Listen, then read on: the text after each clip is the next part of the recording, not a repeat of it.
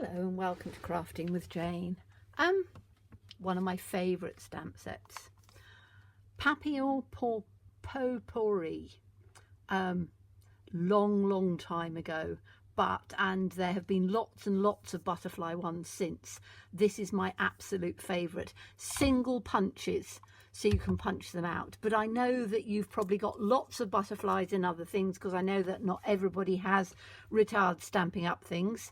And we are going to be colouring in alcohol ink, so we need to use Memento, which is a water-based ink, because the two then don't go together. So I'm just going to ink up a few more. I've done a few, and I'm just going to take a couple in on here, just so that it's just like a little scrap, so I can just put it in like that, and then those are done. Now I will wash them off later. That's the bigger one, that's the smaller one, and I've got those here. And I thought that we would have some fun doing some colouring, because I love doing the colouring. So I'm going to bring you in just a little bit. Don't get dizzy. Just like that. And then if I move that in that way, okay, that gives you a little bit more of an idea. So I'm going to do blues for some of them. So I've got different tones of blues here, and I'm just sort of picking some out, and then I want a little bit of a darker one, so I've got a darker one here. Okay, so I'm going to start with the dark, which is Dark Bermuda Bay. So let's have a little look and see how that's going.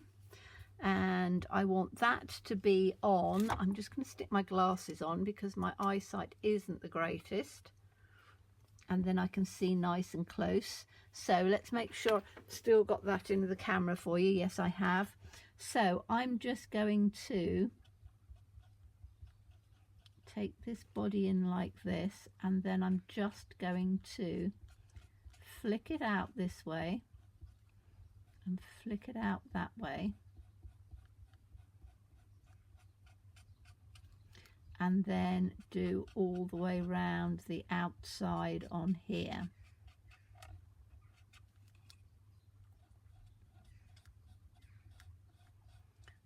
Okay, and I'm doing this fairly quickly, so I'm going to do a few of them like that. So down the body, up this way,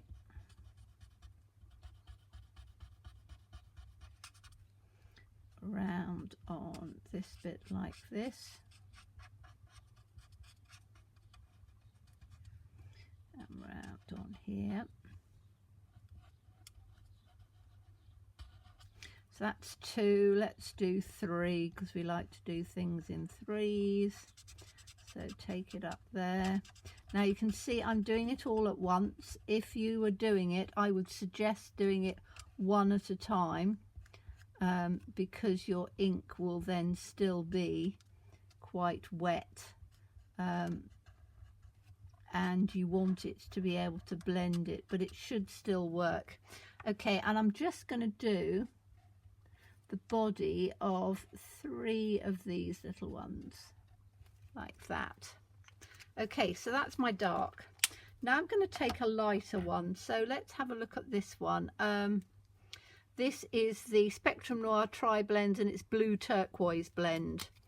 So I'm just going to have a little look on here. Oh yes, I like that.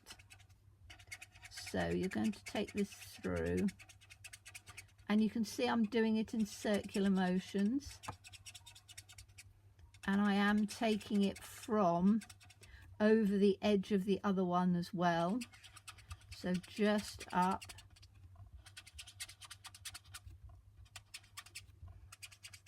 and I'm leaving a little bit in the center because I want something else to go in the center. So I'm just taking this one up, and then on this one we're just going to go up this way, because it's a little one. So I'm taking that up that one, and then I'm going to take this up round the outside with the paler blue.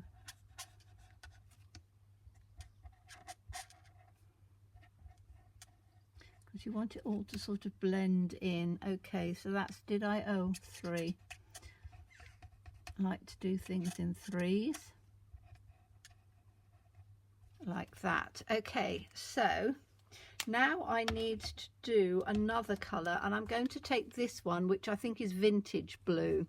So this is, yes, Vintage Blue, and again it's the Spectrum Noirs, and I'm using the palest one in on here, and I'm just going to do this just in on the centre because it gives it sort of like a little grey bit. But can you see how that is like just blending through in the 3 colours and looks really rather nice? When I come out, you'll be able to see, once it starts drying, you can see by just blending it, you're giving it in different colours. You have to excuse if you can hear crows outside. It's a very hot day and I've got my door open, and they're obviously coming down to drink from my pond, so you can hear them. It might actually be the magpies. It's difficult to tell. So that's coming down on here, and it's almost a grey blue. It's a vintage blue, but it is quite almost grey like, so you could get away with using a grey. But you can see how I'm doing this really quite quickly, and I'm not doing it, you know, too spending too much time doing it for you. But you've got lots of you've got those blend of those colours coming in, which hopefully you can see quite well. I'm going to just pick it up a bit and bring it in quite close. You can now see the change of those colours. Okay, I'm going to bring you out. There we go. So we're back to where we should be without too much wobble, I hope. Okay, so now very simply we're going to use the punches. Now what I need to do is, because I've done them all over the place on here, is I'm just going to cut straight down the middle of this card because I don't like wasting things. So, and I've got more to do, but I'm just doing this to show you. So let's take this one on here. And as I say, I just loved this punch because it's got that beautiful bit at the bottom. So let's just go in quiet as I concentrate. Okay, so that's one. And then I just need to take it off like that.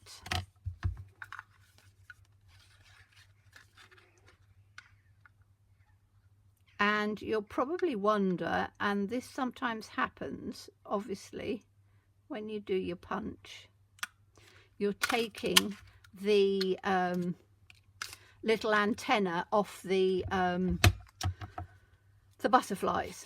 So we need to find a way of rectifying that, and it is quite easy, and I shall show you in a minute. There are several different ways depending on what stamp set you're using.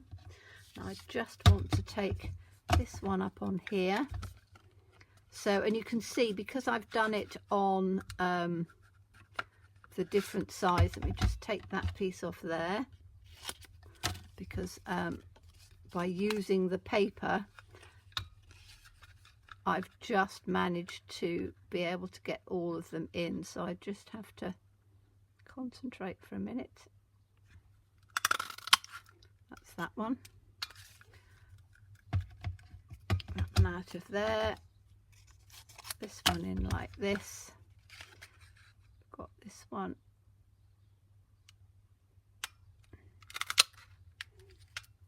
And the last one. But you can see how you don't waste paper then. You can do it in complete strips. Oh, I might need to just do this with a, might have left myself a little bit short on here. Okay, so I need, let me make sure, I should have, yes I have. Okay, another tip, if you're short, get a little post-it note and pop that in on top. Fold it round a bit so it's not too big, because then it'll fit into the hole, and then take it through that way. Now I know that a lot of you know all of these tricks and things, so I'm not trying to teach you anything new, but there are a lot of newer stampers that might not know some of these tricks. So there you go, and you've got that in there. So we've done these, and I'm just taking a background that I do several backgrounds at a time, as you probably know. So these are going to go down. We could actually just have 3 in on here like that for the larger one, and then we could have 3 for the smaller one,